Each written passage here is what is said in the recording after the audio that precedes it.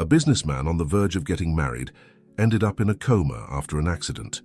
His family and business partners took control of his finances, and he lost almost everything. His fiancée began to distance herself more and more from him.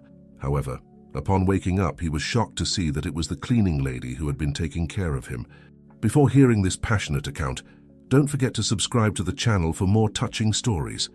The morning sun illuminated the gardens of the Thompson estate, where hundreds of white flower arrangements decorated the path to the altar. Ethan Thompson, at 32 years old, adjusted his Italian silk tie one last time in front of the mirror. His reflection revealed not only the impeccable designer suit, but also the face of someone who had achieved everything he had ever dreamed of. He was CEO of one of the largest technology companies in the country, was about to marry Olivia Rothschild, and his fortune only grew. "It's almost time," said Jake, his best friend and best man, entering the room. "The guests are already arriving."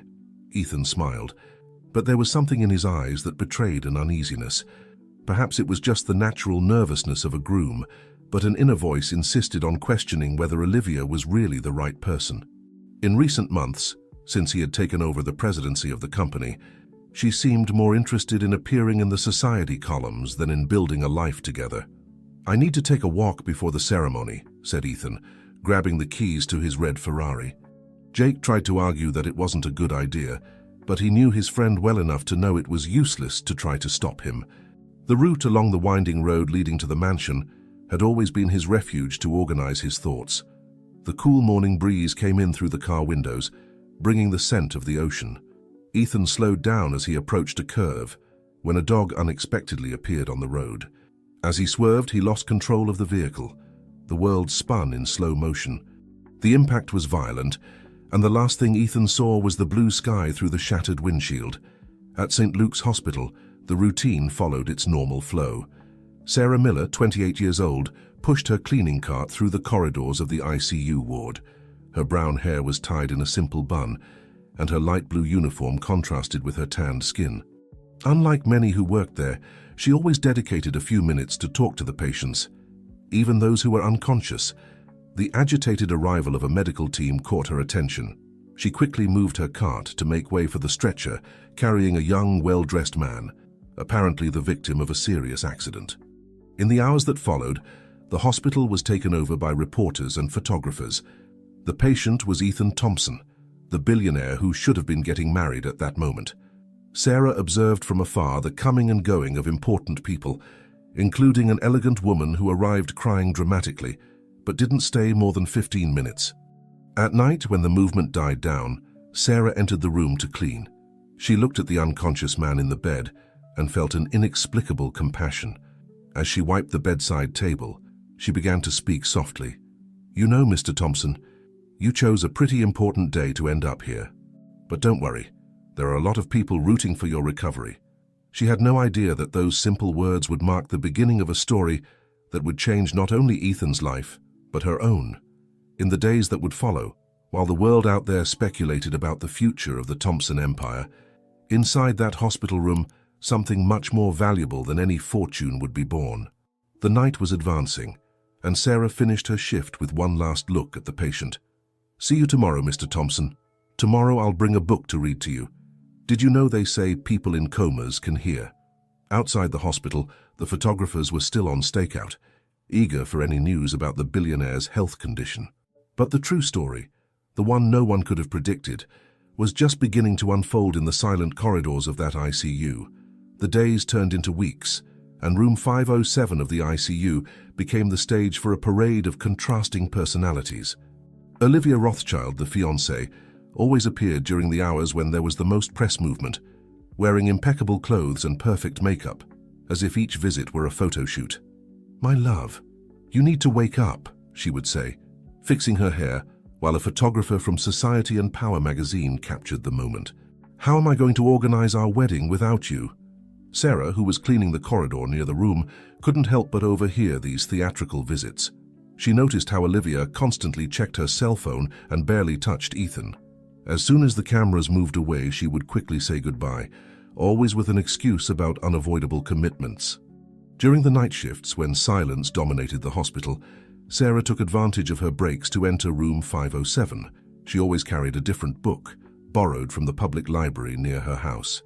She started with The Little Prince, her favorite story. "What is essential is invisible to the eye," she read in a low voice, sitting in the armchair next to the bed. "You know, Mr. Thompson, sometimes I think you might be listening. It must be hard to be here alone for so long." On one of these nights, Sarah noticed a subtle change in Ethan's expression. She immediately called the on-duty nurse, but the doctors assured her it was just an involuntary reflex. Even so, she maintained her routine of readings and conversations. Meanwhile, behind the scenes of the Thompson empire, suspicious movements began to happen. Alexander, Ethan's older brother, called an extraordinary meeting of the administrative board. With old power of attorney in hand, he gradually began to take control of the companies. "It's just temporary," he assured the shareholders, "until my brother recovers." But his eyes revealed other intentions, especially when he met secretly with Michael Davis, Ethan's main competitor in the market. Alexander's visits to the hospital became increasingly rare, always accompanied by lawyers and papers for signature. Sarah observed everything with a mixture of concern and indignation.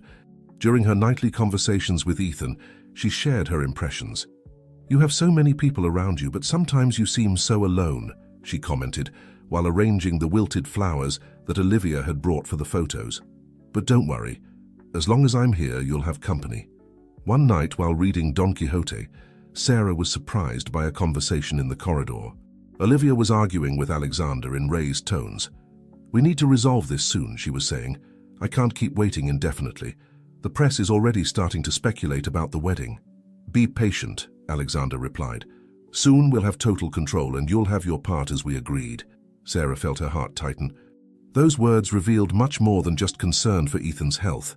She then decided that, in addition to the readings, she would start telling Ethan everything she witnessed, hoping that somehow he could hear and understand.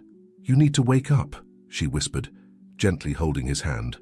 "There's a lot going on that you need to know." That night, for the first time, Sarah felt a slight squeeze on her hand. It was so subtle that she could have imagined it, but her heart knew it was real. The heart monitor registered a small change, and she smiled, keeping that moment as a precious secret between them. Outside the hospital, life went on. The headlines about the billionaire in a coma were beginning to lose space to other scandals. But in the corridors of St. Luke's, a story of loyalty and true affection continued to develop, silent and deep, like the words of the books that Sarah read every night. Autumn arrived in New York City, painting the trees in the hospital garden with golden hues. It had been 2 months since the accident, and the routine in room 507 had established itself with an almost poetic regularity. Sarah, now familiar with every detail of the environment, noticed the slightest changes in Ethan's condition. "You look different today," she commented one morning while changing the water in the flowers. "Your expression seems more serene." The doctors were beginning to notice changes in the neurological exams. Dr. Henry Martinez, the chief neurologist, started making more frequent visits, always accompanied by a team of residents. Sarah took advantage of these moments to absorb every technical information, later researching on the internet the medical terms she didn't understand. "The brainwave patterns are changing," Dr. Martinez explained during a visit. "There are promising signs of increased neural activity." Meanwhile, in the outside world, changes at Thompson Technologies were happening at an accelerated pace. Alexander, with his new position of power, began implementing a series of strategic changes. Longtime employees loyal to Ethan were gradually replaced, and new contracts were being signed with partner companies of the Davis Group. Olivia, in turn, began to be seen at social events, accompanied by Michael Davis Jr., the son of Ethan's biggest competitor. The photos, although discreet, didn't go unnoticed by Sarah, who religiously followed the news about the Thompson family on her cell phone during breaks. "You won't believe what's been happening," she whispered during her night visits. "But don't worry, I'm keeping all the newspaper clippings. One day you'll know everything." It was on one of these nights, while reading The Count of Monte Cristo, a choice she considered ironically appropriate, that Sarah witnessed something extraordinary. During the passage where the protagonist discovered a betrayal, Ethan's fingers visibly moved, and his eyes, although still closed, showed movement under the eyelids. Excited, she pressed the emergency button. The medical team arrived quickly, and for the first time in many weeks there was a climate of real hope in the air. "These are clear signs of emerging consciousness," confirmed Dr. Martinez after a series of exams. "We need to notify the family." The news spread quickly. Alexander appeared at the hospital within hours, accompanied by his lawyers. Olivia, who was at a charity event, took longer to arrive, but when she appeared she was impeccably dressed and made up, ready for the cameras that surely awaited her. Sarah observed everything from afar, feeling a mixture of joy for Ethan's possible recovery and apprehension about the behavior of those around him. During her nightly reading, she shared her thoughts. "You know, Mr. Thompson, there are so many people here worried about what will happen when you wake up, but I just want you to be okay. That alone would be miracle enough." The following days were filled with intense activity. Specialists were called in, new exams were performed, and Room 507 saw a constant coming and going of important people. Sarah maintained her routine of cleaning and care, but now had to choose more discreet moments for her readings. One night, when she was almost finishing her shift, she had a surprise. As she entered the room for her last check of the day, she found Ethan with his eyes slightly open, staring fixedly at the ceiling. Her heart raced, and for a moment she was paralyzed at the door. "Mr. Thompson," she called softly, approaching the bed. His eyes, still disoriented, moved slowly in her direction. It was a brief moment, but to Sarah, it seemed like an eternity.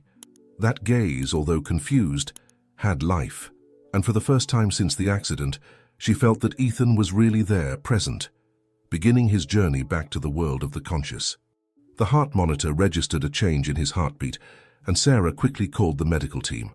While the professionals took care of the necessary procedures, she discreetly stepped away, her hands trembling with emotion. Outside the room, she leaned against the wall and let the tears run silently down her face, thanking in a silent prayer. The night was just beginning, and no one could predict the revelations and changes that the next few days would bring. But at that moment, in the silent corridor of St. Luke's Hospital, Sarah was certain of one thing: that gaze had changed everything. Ethan's awakening process was gradual, like the sunrise after a long night. The first days were marked by brief moments of consciousness, interspersed with periods of deep sleep. The medical team maintained cautious optimism, monitoring every sign of progress. Sarah continued her routine at the hospital, but now needed to be even more discreet in her visits. The room was always full of important people, specialist doctors, and especially Alexander and his lawyers, who seemed more concerned with documents than with Ethan's recovery. On a particularly busy morning, while performing the room cleaning, Sarah noticed that Ethan was watching her. Unlike the vague looks of previous days, there was a glimmer of recognition in his eyes. "Good morning, Mr. Thompson," she said softly, trying to control the emotion in her voice. Ethan tried to speak, but his throat, after so long without use, wouldn't allow it. His eyes, however, followed her every movement around the room. Sarah realized he was trying to communicate and approached the bed. "Do you want some water?" she asked, picking up the cup with the straw. He nodded slightly, and when their gazes met during the simple act of drinking water, something indefinable passed between them. It was as if, even without words, Ethan conveyed that he recognized her from the long nights of reading. That afternoon, Olivia made her triumphant entrance into the hospital, accompanied by an entourage of assistants and carrying enormous flower arrangements. Upon seeing Ethan awake, her reaction was theatrical. "My love, finally! You can't imagine how difficult these months have been without you," she exclaimed, already strategically positioned for the photos her assistant was taking. Sarah, who was discreetly organizing the cleaning products on her cart, noticed the discomfort on Ethan's face. His eyes, previously attentive and alive when observing her, now showed a mixture of confusion and unease. The following days brought significant progress. Ethan began to regain his speech, first in hoarse whispers, then in short but clear sentences. Dr. Martinez was satisfied with his neurological recovery, but warned that the rehabilitation process would be long. It was during one of these nights, when the movement in the hospital decreased, that something unexpected happened. Sarah was about to start her night rounds when she heard raised voices coming from Ethan's room. Alexander was arguing with Olivia in the corridor, unaware that his brother was awake and could hear them. We need to finalize the transfer of shares before he fully regains consciousness, Alexander was saying urgently. And what do I do with the press? They won't stop asking me about the wedding, Olivia retorted. Keep up appearances for a few more weeks. After the deal with the Davises is closed, you can claim that the trauma changed him too much and move on with your life with Michael Jr. Sarah felt her heart tighten. She looked into the room and saw that Ethan had his eyes open, fixed on the ceiling, but his expression made it clear that he was hearing every word. Without making a sound, she entered the room and stood beside him, a silent presence of support. When Alexander and Olivia finally moved away, Ethan turned his face to Sarah. His eyes were watery, not with sadness, but with a mixture of anger and determination. You've always been here, haven't you? He asked, his voice still weak but firm. Yes, Mr. Thompson, she replied, nervously adjusting her uniform. The readings, I heard them. Every night, he continued, making an effort to speak. You were the only one who really cared. Sarah felt her own tears forming, but maintained her professional composure. You need to rest now. Tomorrow will be a new day. Before she could move away, Ethan held her hand with what little strength he had. I need your help, he whispered. You're the only one I can trust. That moment marked the beginning of a silent alliance between them. Sarah knew she was about to get involved in something much bigger than her simple work routine, but something in her heart told her she was on the right path.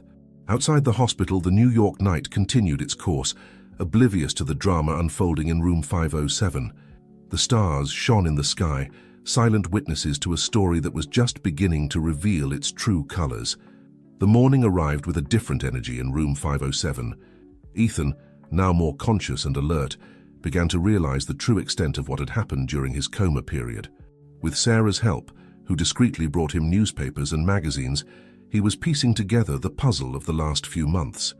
They sold the Green Technology division, Ethan muttered, flipping through a specialized magazine. It was my life's project. Sarah, who was organizing the medications on the bedside table, observed the growing frustration on his face. During her nighttime internet research, she had learned about the revolutionary projects Ethan had developed, especially in the area of sustainable energy. You can rebuild everything, she said softly, while adjusting his pillow. Sometimes we need to lose something to build something better. Ethan looked at her with interest. Do you always have these wise phrases? Do you learn them from the books you read? A soft blush colored Sarah's cheeks. Actually, I learned more from life. I haven't always had much, but I learned to value what matters. The conversation was interrupted by the arrival of Dr. Martinez, who brought encouraging news about Ethan's physical recovery. You're progressing faster than expected, the doctor commented, examining his reflexes. Soon we'll be able to start intensive physiotherapy. After the doctor left, Ethan asked Sarah to close the door. With difficulty, he sat up straighter in bed. I need you to help me make some calls, he said, his voice firmer. There are people I trust who need to know I'm lucid. Sarah hesitated. But you have your cell phone, which is with Olivia, he interrupted. And I'm sure every call I make is being monitored. That afternoon, using her own prepaid cell phone, Sarah made contact with James Mendez, Ethan's former personal lawyer, who had been mysteriously removed by Alexander. The conversation was brief and coded, but the message was delivered. Meanwhile, Olivia was making her daily visit, always surrounded by cameras. Darling, I brought your favorite cologne, she announced, displaying an expensive bottle. And look who came to visit you. To everyone's surprise, Michael Davis Jr. entered the room with his rehearsed smile and impeccable suit. Ethan observed the way he and Olivia moved in sync, the small exchanges of glances they thought went unnoticed. Sarah, pretending to clean the window glass, noticed the tension in Ethan's fingers, which slightly gripped the sheet. She knew he was putting together every detail, every gesture, constructing the map of the betrayal he had suffered. At night, when the hospital quieted down, Sarah returned to the room with a new book, but this time Ethan was awake, waiting for her. You know what's most ironic, he commented as she sat in the familiar armchair. I always knew Olivia didn't really love me, but I believed that at least my brother. His voice faltered, and Sarah instinctively held his hand. The touch, simple and sincere, conveyed more comfort than any words could express. Do you want me to read a bit? She offered, showing the book she had brought, The Secret Garden. Why that one? Ethan asked, curious. Because it's a story about rebirth, she answered with a soft smile. About how sometimes we need to lose everything to discover what really matters. As she read, Ethan observed her concentrated profile, the way her eyes shone as she brought the words to life. It was so different from everything he had known in his world of business and appearances. There, in that simple moment, was a truth that all his money had never been able to buy. Outside the hospital, the city continued its frenetic rhythm. Cars honked, people rushed to their appointments, deals were closed in mirrored meeting rooms. But in room 507, a new kind of wealth was being discovered, one that couldn't be measured in figures or stocks. Ethan fell asleep to the sound of Sarah's soft voice, his dreams no longer tormented by betrayals, but populated by secret gardens and possibilities of new beginnings. The night advanced, guarding in its dark mantle the secrets of a heart that was beginning to heal in unexpected ways. The law office of Mendez and Associates was buzzing with activity that morning. James Mendez, after receiving the coded contact about Ethan, began to discreetly move his pieces on the chessboard. Years of experience had taught him that in power games, timing was everything. Meanwhile, at the hospital, Ethan was starting his physiotherapy. Sarah, even outside her working hours, remained nearby, offering silent support. She observed how he pushed himself in each exercise, his determination growing with each small progress. "You're doing very well," commented the physiotherapist Dr. Paul after another exhausting session. "I need to regain my strength quickly," Ethan replied, wiping the sweat from his face. His eyes met Sarah's, who was discreetly organizing the equipment used. That afternoon, Alexander appeared for one of his rare visits, accompanied by 2 executives from Davis Enterprises. Ethan pretended to be more debilitated than he really was, a strategy that Sarah immediately noticed. "Brother, we've come to discuss some pending company matters," Alexander began, his voice falsely cordial. "Here's just a few signatures to regularize what was decided during your absence." Ethan examined the documents with apparent difficulty. "I'm very tired today, Alexander. Can we look at this later?" "But these are urgent documents," insisted one of the executives. "Gentlemen, the patient needs to rest," intervened Sarah, entering the room with her cleaning cart. "Doctor's orders." Alexander shot an irritated look in her direction, but couldn't openly contest a hospital employee without drawing unwanted attention. Reluctantly, he put away the papers. After his departure, Ethan smiled at Sarah. "You're becoming an excellent actress." "I learned from the best," she replied, referring to Olivia's theatrical visits. At night, while performing her usual reading, Sarah was surprised by an unexpected visit. James Mendez, the lawyer, appeared outside visiting hours, using his influence to gain access to the room. "Ethan, my friend," he greeted, closing the door. "I've discovered things you need to know." Sarah made a move to leave, but Ethan stopped her. "Stay, please. I trust you." James opened his briefcase, revealing a series of documents. "Your brother not only sold the Green Technology Division, but is about to merge with the Davises, a merger that would essentially hand over control of Thompson Technologies to them." Ethan listened to everything in silence, his expression hardening with each new revelation. "And Olivia? She's involved up to her neck," confirmed James. "The bank transfers show substantial payments from Davis Enterprises to an account in her name in the Cayman Islands." Sarah, who listened to everything while silently organizing the medications, felt her heart tighten as she saw the pain in Ethan's eyes. Even though he already suspected all of this, having the confirmations was different. "But there's something they don't know," continued James, a small smile forming. "Your last change to the will, made 2 weeks before the accident. The one Alexander thinks he destroyed." Ethan adjusted himself in the bed, more alert.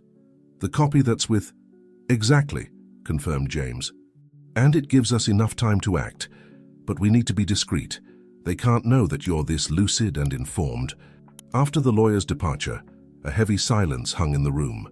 Sarah continued her routine, giving Ethan the space he needed to process all the information. "Sarah," he finally called, his voice soft but firm, "you've been much more than a hospital employee. You've been my only true friend in this moment." She stopped what she was doing, feeling the weight of those words. "You don't owe me anything. I just did what any person should do." "But that's exactly it," he replied, a different gleam in his eyes. "You did what was right without expecting anything in return. That's rarer than all the money I've ever had." The night advanced outside, and with it new plans began to form. In room 507, between the shadows and the soft lights, an unlikely alliance was strengthening, one based not on contracts or interests, but on something much more valuable, true trust. Sarah picked up her book, preparing for another session of nightly reading. But this time there was something different in the air, a sense that the pages they were about to turn wouldn't just be those of the book in her hands, but those of a much larger story that was just beginning to be written. The first week of intensive physiotherapy brought more than just physical progress for Ethan. Each new movement conquered, each step taken in the hospital corridor, represented an advance in his plan to regain control. Sarah, always present in her free moments, silently witnessed his transformation. "You don't need to spend all your free time here," Ethan said one afternoon, after a particularly exhausting session. Sarah, who was arranging the newly arrived flowers, another theatrical delivery from Olivia, smiled softly. "I'm not here out of obligation, Mr. Thompson." "Ethan," he corrected, "after everything, I think we can drop the formalities." The sound of heels in the corridor interrupted the moment. Olivia entered the room, impeccable as always, followed by her personal photographer. "Darling, I brought a surprise," she announced, displaying a folder of documents. "These are the new projects for our beach house. We need to decide on the decoration." Ethan looked at the papers with apparent interest, while Sarah continued her work discreetly. Through the window's reflection, she noticed how Olivia constantly checked her cell phone, probably exchanging messages with Michael Jr. "It all looks lovely, Liv," Ethan commented, his voice calculatedly weak. "But I still don't feel well enough to make important decisions." "But honey, we need to move forward with the plans. Time is passing and—" "Gentlemen, medication time," Sarah interrupted, entering with her tray. It was a lie, but she had noticed the fatigue in Ethan's eyes. After Olivia's disgruntled departure, Ethan let out a heavy sigh. "How could I have been so blind for so long?" "Sometimes we need distance to see more clearly," Sarah replied, adjusting his pillow. That night, while reading The Picture of Dorian Gray, Sarah was surprised by a question from Ethan. "What's your life like outside of here?" She hesitated, marking the page in the book. "Pretty simple. I live with my grandmother in a small apartment in Queens. On weekends, I tutor kids from the neighborhood." "And your parents?" "My father left when I was little. My mother, well, she passed away 5 years ago. Since then, it's just been me and Grandma Rose." Ethan observed how her eyes sparkled when talking about her grandmother. "It must be nice to have someone so special." "She's my rock," Sarah confirmed. "She taught me that wealth has nothing to do with money." A comfortable silence settled between them. Ethan realized that, for the first time in a long time, he was having a genuine conversation with someone. "You know," he began, "before the accident, I had everything money could buy. But now I realize I had nothing of what really matters." Sarah looked at him with understanding. "Sometimes we need to lose something to value what's truly important." The moment was interrupted by knocks on the door. It was James Mendez, bringing news about the investigations. "The evidence is piling up," he informed in a low voice. "Alexander has been careless, too confident in his position. And the merger documents," Ethan asked, "scheduled for 2 weeks from now. They want your signature before that." Sarah, who pretended to clean the furniture, absorbed every word. Her constant presence had become so natural that even James no longer worried about speaking in front of her. After the lawyer's departure, Ethan became pensive. "Sarah," he called softly, "I need to ask you something important." She approached the bed, noticing the seriousness in his voice. "When all this is over, when the truth comes out, promise you won't disappear." The request caught her by surprise. Her heart raced, but she maintained her composure. "Why would I do that?" "Because that's what good people like you do. They fulfill their role and move on without expecting recognition." Sarah felt her cheeks flush. "Don't worry," she replied simply. "I'm not going anywhere." The night advanced outside, and with it something new grew inside that hospital room, something that couldn't be measured, calculated, or negotiated. Something that, unlike Thompson Technologies stocks, couldn't be bought or sold. It was a feeling that built in silence between book pages and whispered conversations, between simple care and understanding looks. A feeling that, like the plants Sarah tended on the room's windowsill, grew slowly but with deep and true roots. The New York autumn painted the trees in the hospital garden with golden and reddish tones. a perfect metaphor for the changes that were approaching. Ethan, now able to walk the corridors with minimal help, felt anxiety grow with each passing day. The date of the board meeting, where the merger would be presented for approval, was rapidly approaching. Sarah, always attentive, noticed the tension in his shoulders during physiotherapy sessions. "Breathe deeply," she whispered, helping him balance. "One step at a time, remember?" That morning, Alexander appeared earlier than usual, accompanied by 2 company lawyers. "Brother, we have urgent matters to discuss," he announced, his falsely cordial tone barely disguising his impatience. Ethan, seated in the armchair near the window, feigned a weakness he no longer felt. "Of course, Alexander, what happened?" "It's just some documents that need your signature," one of the lawyers explained, extending a folder. "Formalities to ensure business continuity during your recovery."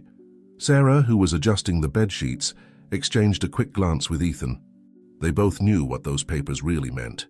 "You know, Alexander," Ethan began, his voice calm, "being here has made me think a lot about life, about what really matters." Alexander shifted, uneasy. "Philosophizing is great, brother, but we have deadlines to meet." Ethan slowly leafed through the documents as if each page required immense effort. "I think I need more time to analyze this. Maybe after the next consultation with Dr. Martinez." The frustration was visible on Alexander's face. "Ethan, the company can't wait.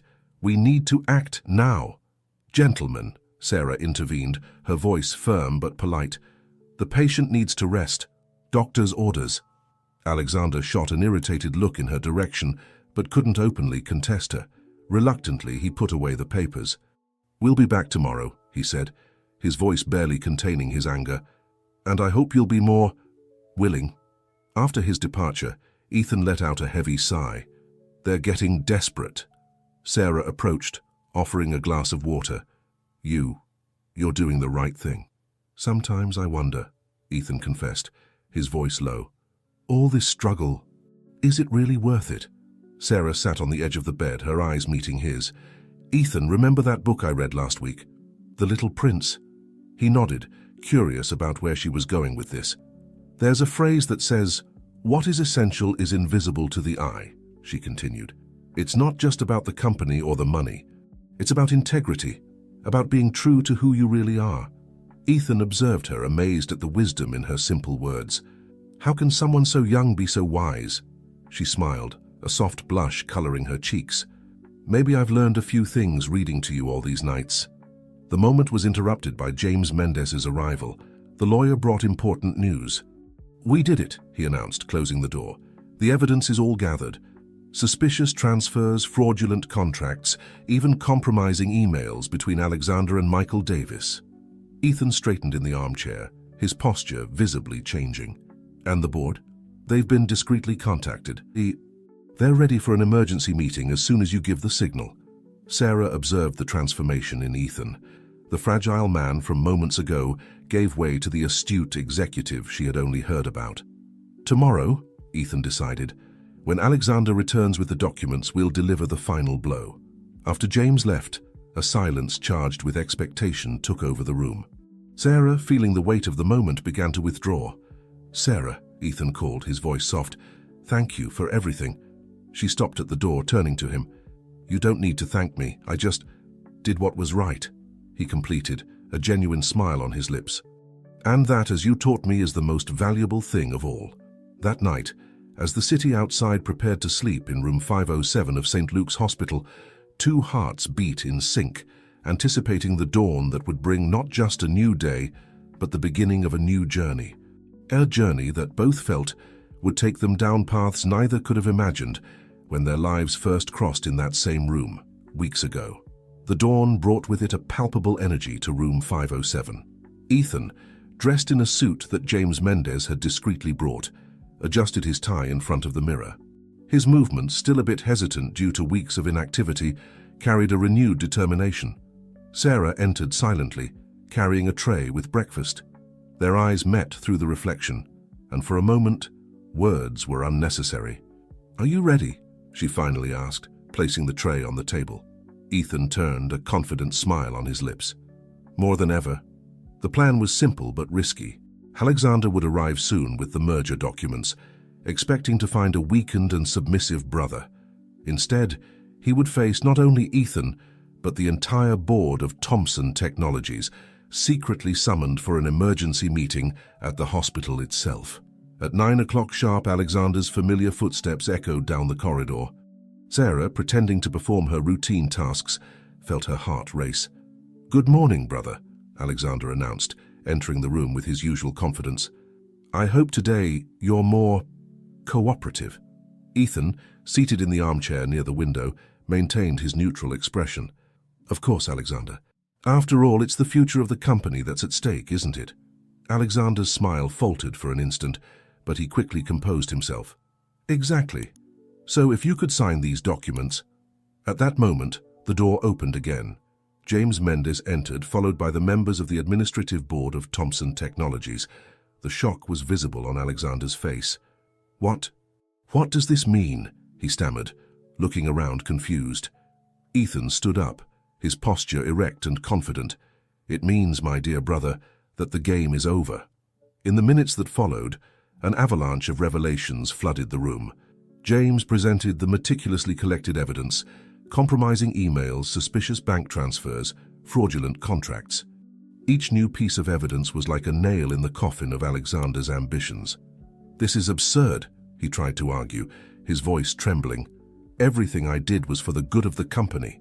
"Including trying to permanently remove me," Ethan retorted, his voice laden with hurt and disappointment. The silence that followed was deafening. The board members, shocked by the revelations, exchanged incredulous looks. Sarah, who observed everything from a corner of the room, felt a mixture of relief and apprehension. Her mind wandered to all the nights she had read to Ethan, to every whispered conversation, every moment of shared vulnerability. Now seeing him standing, strong and determined, she wondered what her role would be from here on out. The meeting extended for hours. Decisions were made. Votes were cast. In the end, Alexander was removed from all his functions in the company, and a more in-depth investigation was ordered. When the last board member left the room, Ethan finally allowed himself to relax. He sat on the edge of the bed, the weight of the events visible on his shoulders. "It's over," he murmured, more to himself than to others. Sarah approached hesitantly, offering a glass of water. "You did it," she said softly. Ethan raised his eyes, meeting hers. For a moment, all the strength and determination he had demonstrated gave way to a vulnerability that only Sarah knew. "No," he replied, taking the glass. "We did it." James, who was organizing the documents, interrupted the moment. "Ethan, we have a lot of work ahead. The press will want answers. The shareholders are anxious."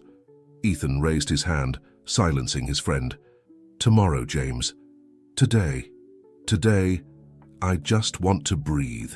When they were finally alone, a comfortable silence settled between Ethan and Sarah. She began to organize the room more out of habit than necessity. "Sarah," Ethan called, his voice soft. "What happens now?" She stopped what she was doing, turning to him. "What do you mean? With you? With me? With us?" Her heart raced. All the emotions she had suppressed over the past few weeks threatened to overflow. I don't know," she answered honestly. "Your world is so different from mine." Ethan stood up, approaching her. "Maybe it's time to build a new world, one where what really matters is at the center." Outside, the afternoon sun bathed New York City in golden tones. In room 507, two hearts beat in unison, on the verge of a new beginning. The pages of Ethan and Sarah's lifebook were about to turn, revealing chapters yet unwritten, but full of promises and possibilities. 2. The days following the revelation were a whirlwind of activity. St. Luke's Hospital, once a quiet refuge, became the epicenter of a media storm. Journalists camped at the entrance, eager for any information about the Thompson miracle and the corporate scandal that accompanied it. Ethan, still officially hospitalized, conducted most of the business from his improvised room office. Between virtual meetings with the board and carefully orchestrated interviews, he found moments to reflect on the future. Sarah, for her part, tried to maintain her normal routine, but it was impossible to ignore the changes around her. The curious looks from colleagues, the whispers in the corridors, all indicated that her life would never be the same again. On a particularly busy afternoon, while organizing Ethan's medications, she caught him looking at her with a thoughtful expression. "What is it?" she asked, feeling her cheeks flush under his intense gaze. Ethan smiled softly. I was thinking about how life takes turns. A few weeks ago, I was just another patient to you. You were never just another patient, she replied, her voice low but firm. The moment was interrupted by James Mendez's arrival, bringing the latest updates on the case. The investigations are progressing, he informed, sitting in the armchair. Alexander is cooperating, probably hoping for a lighter sentence. Ethan nodded, his expression serious. And Olivia? James hesitated for a moment. She held a press conference this morning. She claimed she was also deceived by Alexander, and that she's devastated by the revelations. Sarah, who was pretending to be busy arranging the flowers on the table, couldn't contain a small snort of indignation. Ethan looked at her, an understanding smile on his lips. Let her be, he said, surprising both James and Sarah. What she thinks or does doesn't matter anymore. After the lawyer left, a comfortable silence settled in the room. Ethan stood up, walking to the window. The view of the city stretched out before him, the skyscrapers reflecting the afternoon sun. You know, Sarah, he began, his voice soft, I spent most of my life chasing after success, recognition. I thought I had everything, but in reality I had nothing of what really matters. She approached, stopping by his side. And what really matters. Ethan turned, his eyes meeting hers. True connection, empathy, the ability to see beauty in simple things. Sarah's heart raced. She knew they were on the brink of something new, something scary and exciting at the same time. Ethan, she began, but was interrupted by knocks on the door. It was Dr. Martinez bringing the results of the latest exams. Good news, he announced, smiling. You're officially cleared for discharge. The news, although expected, caught both of them by surprise. Suddenly, the safe bubble that the hospital represented was about to burst. That night, as Sarah helped Ethan organize his things for departure the next day, the air was charged with unspoken expectation. What are you going to do now? Ethan asked, breaking the silence. Sarah paused, a folded shirt in her hands. Continue my life, I guess. Return to normal routine. Ethan approached, gently taking the shirt from her hands. And if I asked you not to return to normal routine? She raised her eyes, meeting his. What do you mean? I mean, I don't want to lose what we've built here, he replied, his voice laden with emotion. I know you come from a different world than mine, but what if we built a new world together? Sarah's heart felt like it wanted to leap out of her chest. All the barriers she had carefully erected over the weeks began to crumble. Ethan, I don't know if I can. Your world is so different, so... He gently interrupted her, placing a finger on her lips. My world is where you are. The rest are just details. Outside, night was falling over New York City, the city lights creating a magical scenario. In room 507, two souls who had met in the most unlikely circumstances were on the verge of a new beginning. Sarah, with tears in her eyes, finally let the last barriers fall. Okay, she whispered. Let's build this new world together. Ethan pulled her into an embrace, feeling as if for the first time in his life he was truly home. Tomorrow would bring new challenges, new adventures, but at that moment, in the silence of that hospital room, two lives were intertwining in a silent promise of a shared future. The morning of Ethan's hospital discharge dawned with a different energy. Room 507, which for so many weeks had been the epicenter of drama, revelations, and the birth of an unlikely love, was now almost empty. The flowers had been donated to other patients, the medical equipment removed, leaving only a few suitcases and the anxious presence of Ethan and Sarah. Are you ready? Sarah asked, adjusting Ethan's tie one last time. He smiled, taking her hands in his. More than ever. And you? She hesitated for a moment. I think so. It's just that everything seems so unreal. Before Ethan could respond, knocks on the door announced Dr. Martinez's arrival for the final discharge procedures. After some recommendations and a warm exchange of thanks, the moment both had anticipated and feared arrived, leaving the hospital. In the lobby, a small crowd of reporters was waiting.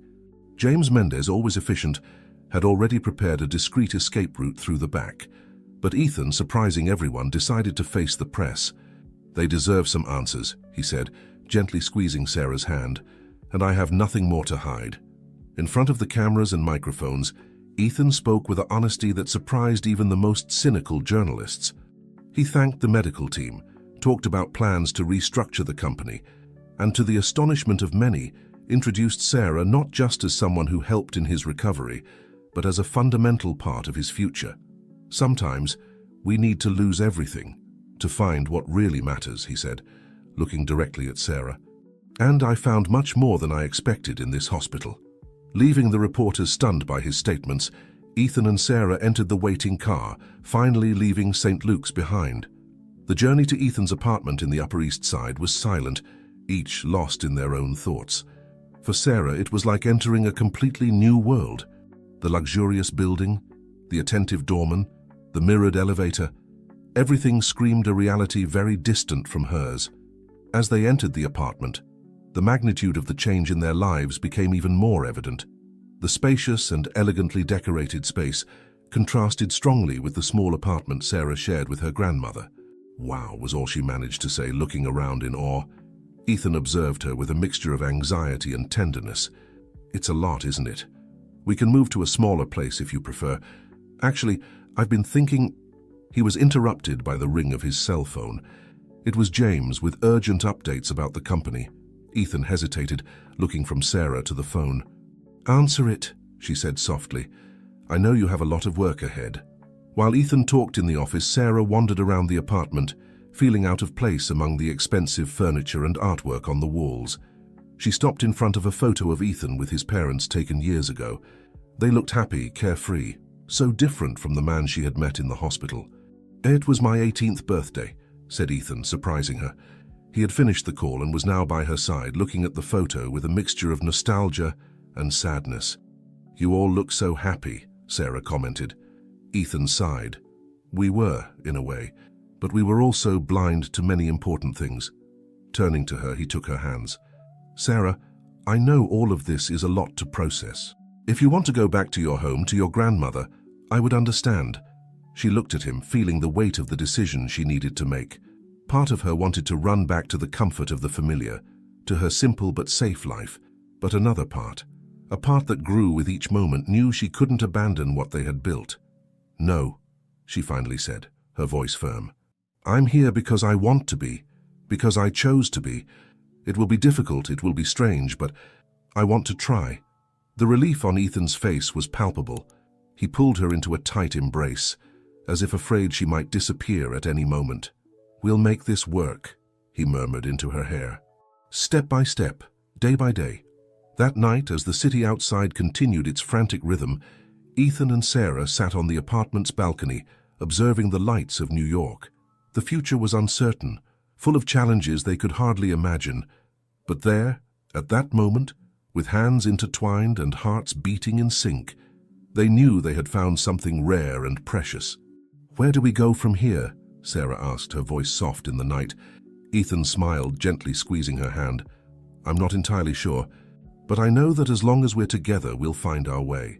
And so, under the starry sky of New York, two souls who had met in the most unlikely circumstances began to write a new chapter, not just in their individual lives, but in a shared story, full of promises, challenges, and above all, true love. The weeks following Ethan's discharge were a whirlwind of adjustments for both of them. Sarah, accustomed to her simple life and structured routine, now found herself immersed in a world of luxury and social commitments that often left her feeling uncomfortable.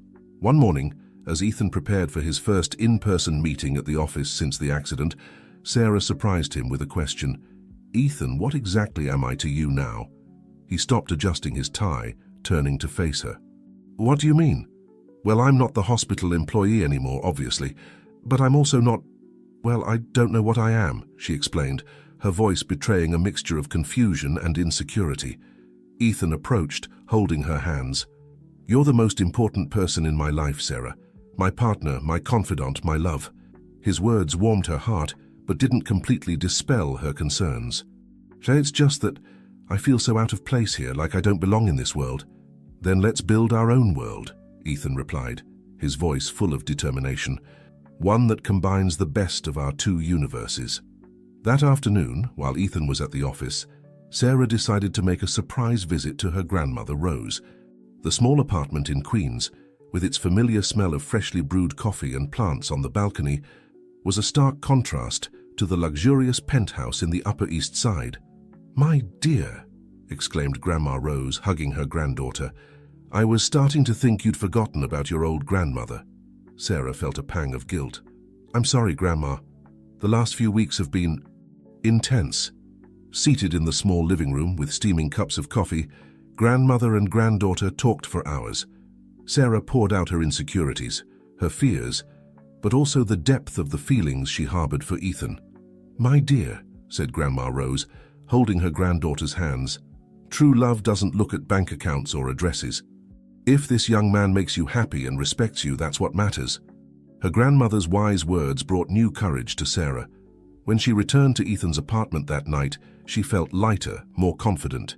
Ethan welcomed her with a warm embrace. "I missed you," he murmured, kissing her forehead. "How was it with your grandmother?" "It was exactly what I needed," Sarah replied, smiling.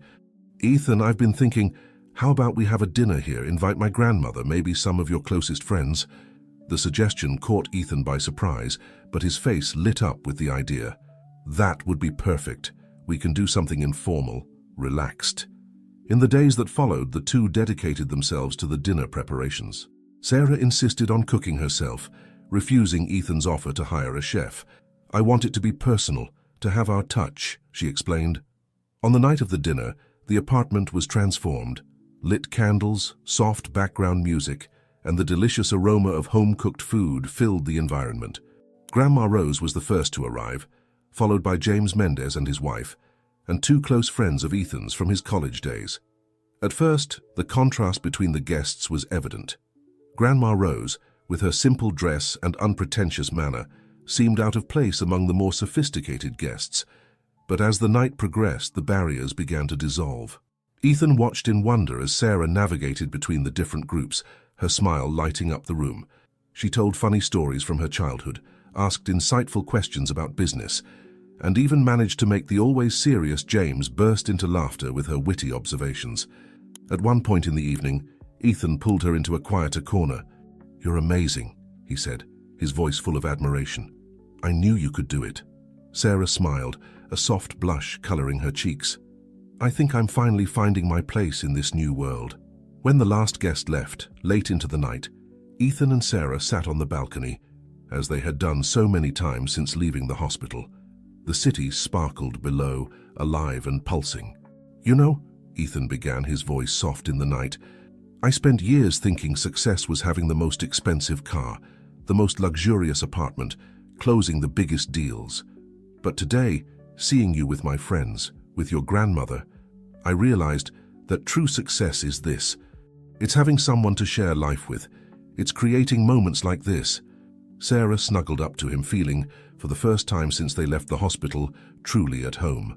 "I guess we're on the right path then," she whispered. And there, under the stars of New York, two worlds that once seemed incompatible merged into a new reality. One built with love, understanding, and the promise of many nights like this ahead. As the months passed, Ethan and Sarah found their rhythm together, but not everything was smooth sailing. Ethan's return to the helm of Thompson Technologies brought new challenges and pressures that sometimes threatened to disturb the balance they had built. One afternoon, Sarah arrived at Ethan's office to have lunch together, as they had planned. Upon entering, she immediately noticed the tension in the air. Ethan was on the phone, his voice firm but visibly irritated. "No, this is unacceptable," he was saying. "We need these contracts signed by the end of the week or we'll lose millions." When he finally hung up, Ethan let out a heavy sigh, running his hands through his hair in a gesture of frustration. Only then did he notice Sarah's presence. "Oh, I'm sorry," he said, trying to smile. "I lost track of time." Sarah approached, placing a comforting hand on his shoulder. "Is everything okay? You seem stressed." Ethan hesitated for a moment, as if pondering how much he should share. "It's just, things are complicated at the company. We're trying to regain the ground lost during my absence, but some partners are reluctant to renew contracts."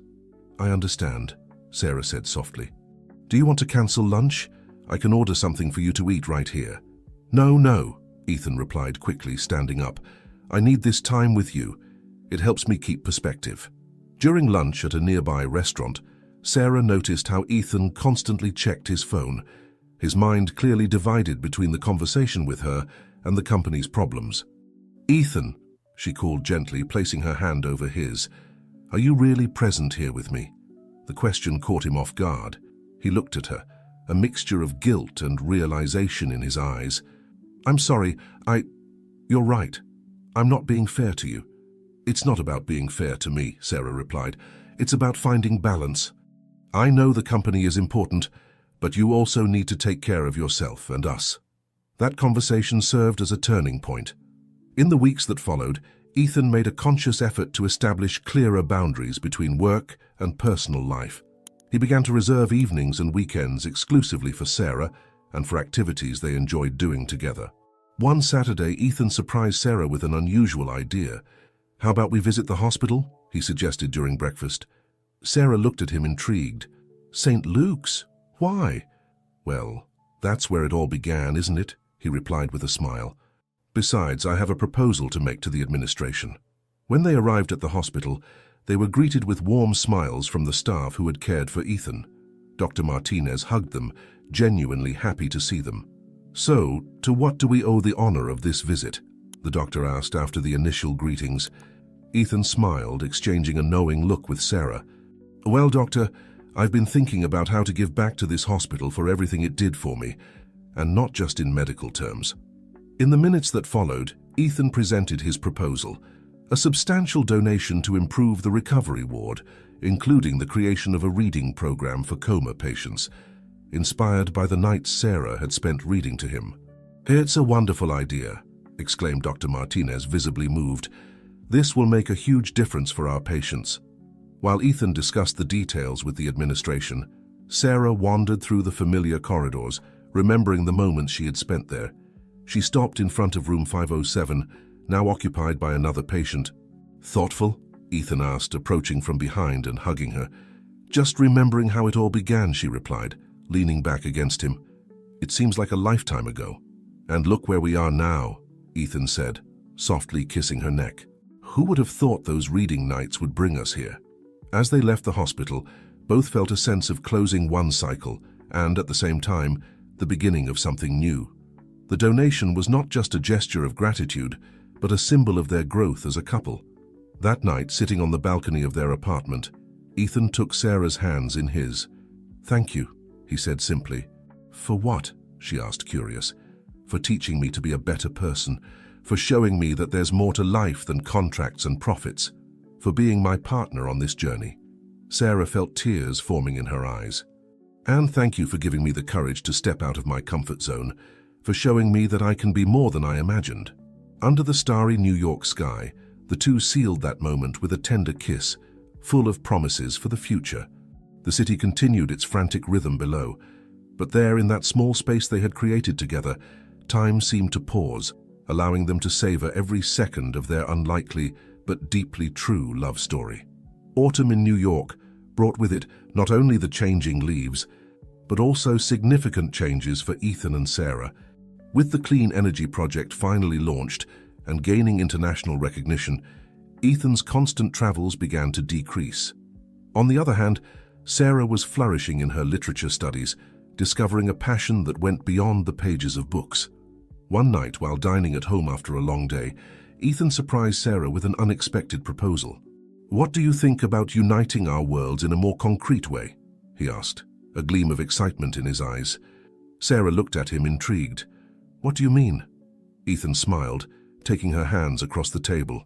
"I've been thinking, how about we create a foundation, something that combines my resources and your passion for literature? We could focus on bringing education and culture to underprivileged communities." The idea caught Sarah by surprise, but the more she thought about it, the more excited she became. "That would be amazing. We could create community libraries, reading incentive programs." "Exactly," Ethan exclaimed, enthusiastic about her reaction. "And we could expand the reading program for hospital patients, like we did at St. Luke's." In the weeks that followed, the couple dove headfirst into planning the foundation. Sarah brought her newly acquired experience from college and her sensitivity to community needs, while Ethan contributed his management expertise and his contacts in the business world. The project quickly took shape, and in a few months the Thompson Foundation for Education and Culture was officially launched. The inauguration ceremony was an exciting event, bringing together important figures from the business world, academics, and community leaders. Grandma Rose, Sarah's grandmother, was in the front row, her eyes shining with pride as she watched her granddaughter confidently speaking alongside Ethan. "Who would have thought," she whispered to James Mendez, who was seated beside her, "that my little girl would come so far?" The lawyer smiled, nodding. "They make quite a team.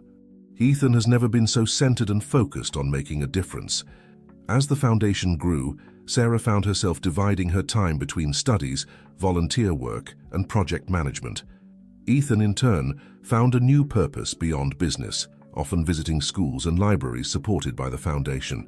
One day, during a visit to a school in the Bronx, Sarah watched Ethan reading to a group of enchanted children. The scene reminded her of the nights in the hospital when she read to him, unconscious in bed. "It's amazing how things change, isn't it?" she commented later as they were driving home. Ethan looked at her curiously. "What do you mean?"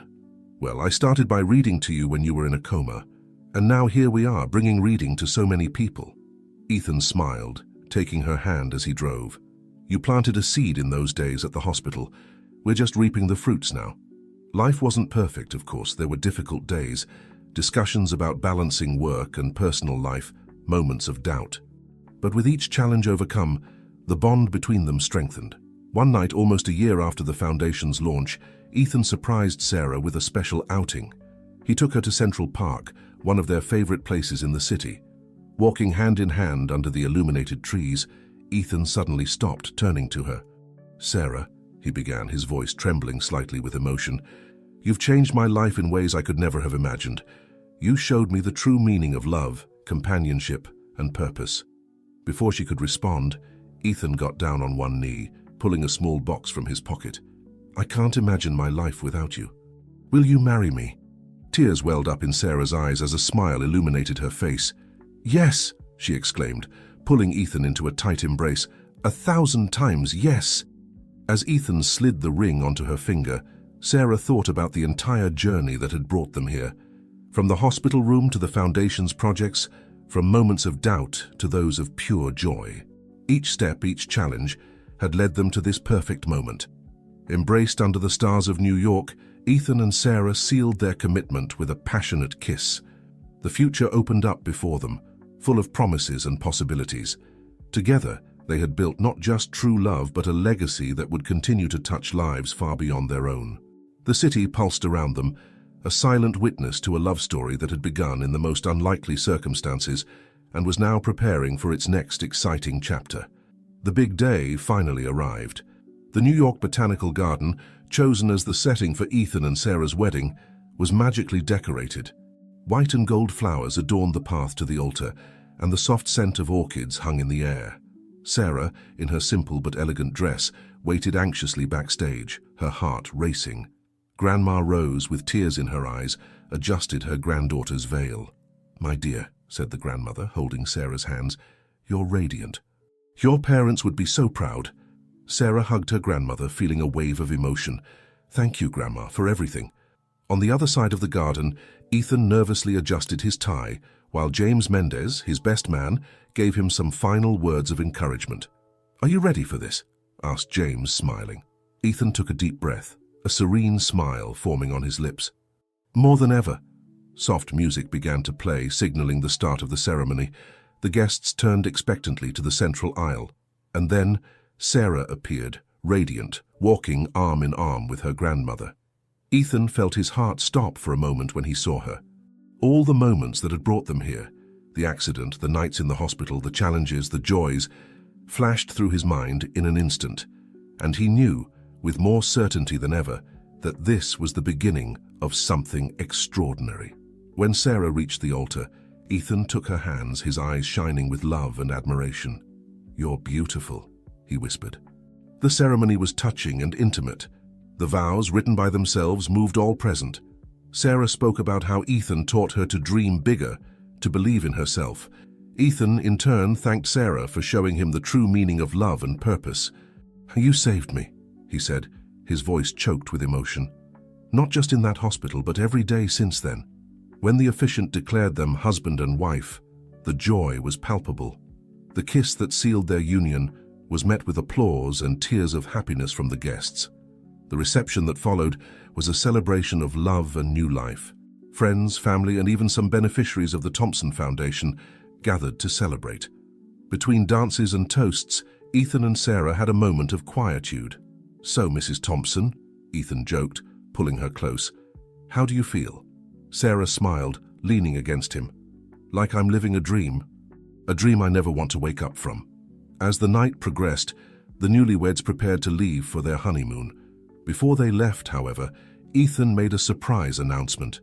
"Sarah and I have decided that, as a wedding gift, the Thompson Foundation will inaugurate 10 new community libraries in the coming year," he declared to everyone's delight.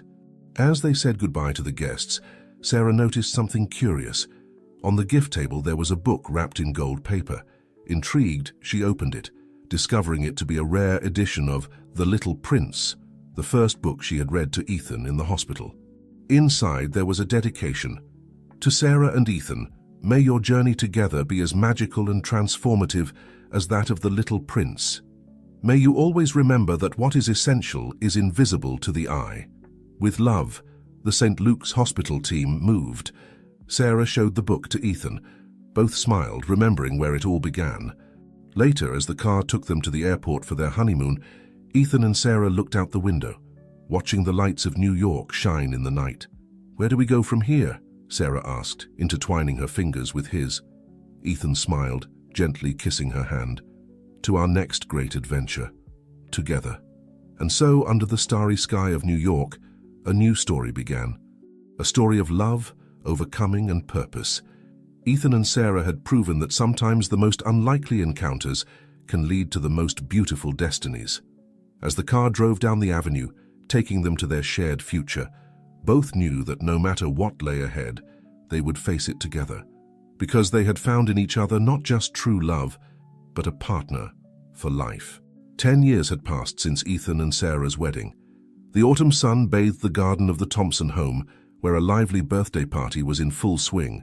"Mommy, Mommy," called a child's voice. "Grandpa James is telling the story of how you and Daddy met again." Sarah smiled, smoothing the dark hair of her 8-year-old daughter, Emily. "Is that so, sweetheart? And do you like that story?" Emily nodded enthusiastically. "It's my favorite. It sounds like a real fairy tale." On the other side of the garden, Ethan was playing with their 5-year-old son, Michael, both laughing as they tried to balance a book on their heads. The scene made Sarah's heart swell with love. Grandma Rose, now a proud 85-year-old great-grandmother, observed everything from her comfortable chair, a serene smile on her wrinkled face. The party wasn't just a family celebration. Around the garden, children and adults from diverse backgrounds mingled cheerfully. They were beneficiaries of the Thompson Foundation, which over the years had become one of the largest organizations promoting education and culture in the United States. Sarah, now a respected writer and manager of the foundation, walked over to Ethan, who greeted her with an affectionate kiss. "Thinking about how much we've changed?" he asked, recognizing the reflective look in her eyes. "Yes," she replied, leaning against him. "It's amazing to think about everything that's happened since those days in the hospital." Thompson Technologies had become a world leader in sustainable technology, with Ethan at the forefront of initiatives that combined innovation and social responsibility. But for the couple, their greatest success was the family they had built and the lives they had touched through the foundation.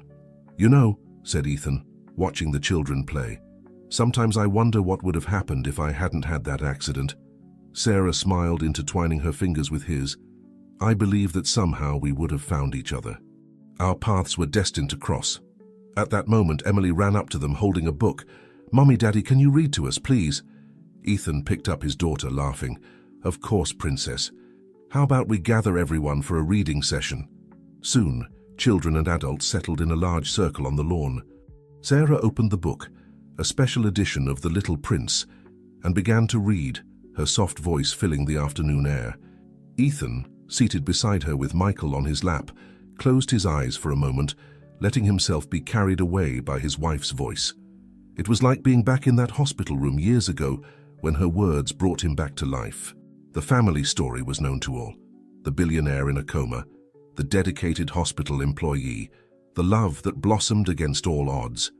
But for Ethan and Sarah, it was more than just a story.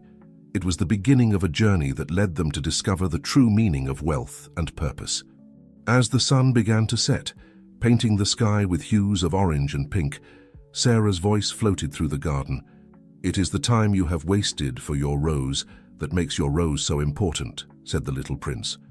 Ethan smiled, looking at his family and all the faces around. Each person there represented a rose to which he and Sarah had dedicated their time and love. In that perfect moment, surrounded by love, family, and the fruit of their joint work, Ethan and Sarah exchanged a look that said more than words could express. They had not only found love in each other, but also discovered a way to spread that love throughout the world. And so, under the evening sky, the story that began in a hospital room continued to unfold, touching lives and inspiring hearts, one chapter at a time.